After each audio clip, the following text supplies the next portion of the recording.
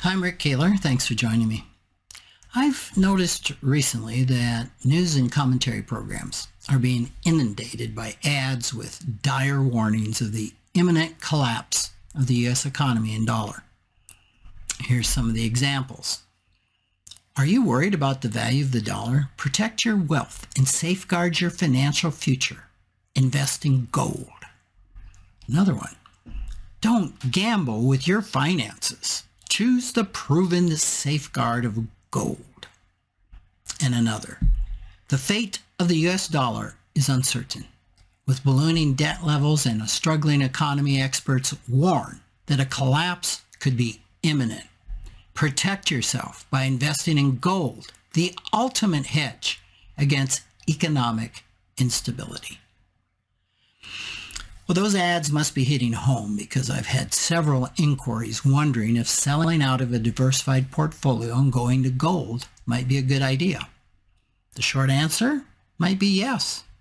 If the U.S. economy were going to collapse, if the value of U.S. businesses and real estate should plummet, then going to gold is a great move. The real question, though, is what is the real possibility of the U.S. economy collapsing? The last few years have tempted investors to take part in a modern gold rush. The precious metal is thought of as a safe harbor for investment capital during times of economic and political unrest and chaos. That's not new. I wrote that in 2012. I write something similar every few years when the invest in gold or face financial disaster ads proliferate. Clearly, the primary selling strategy isn't logic or facts.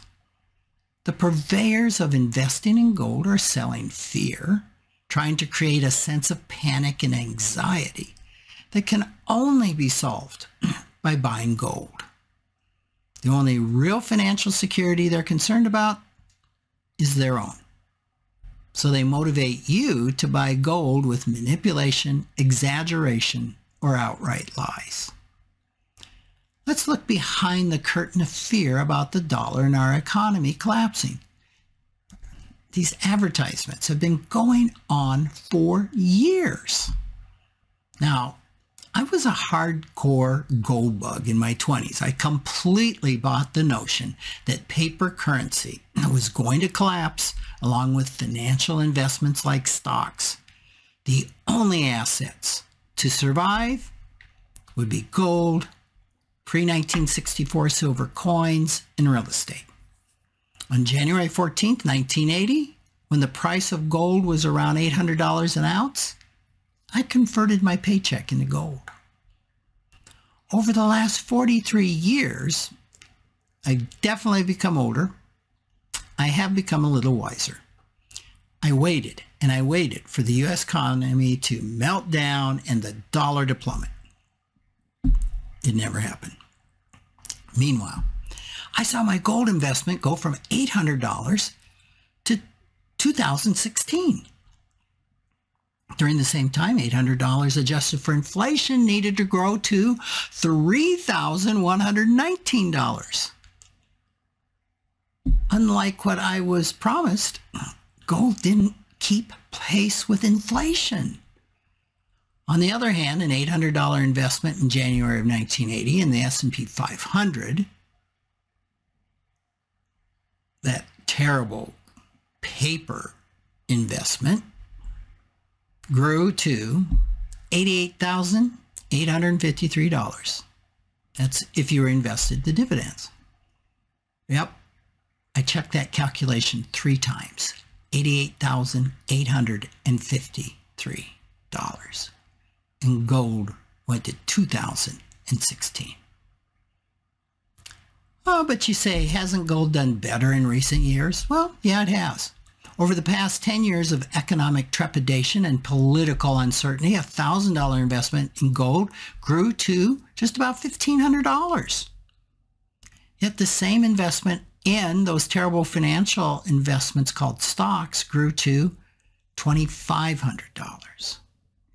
Clearly, investing in gold has been an epic fail. But we can't look at the past, right? This time things are different, right? Only if you believe those who earn their living selling gold. However, the high probability is that they're wrong, and following their advice will be financially harmful for you. Having said all that, if you're concerned about the economy, it makes sense to own some gold, some silver, some cash as part of a diversified portfolio of investments. But understand that it won't produce a return for you. It's not an investment. It's catastrophe insurance.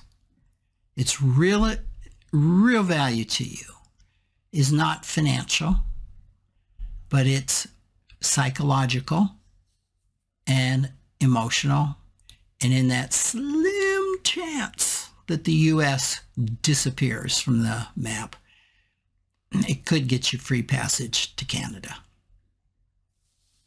Take care.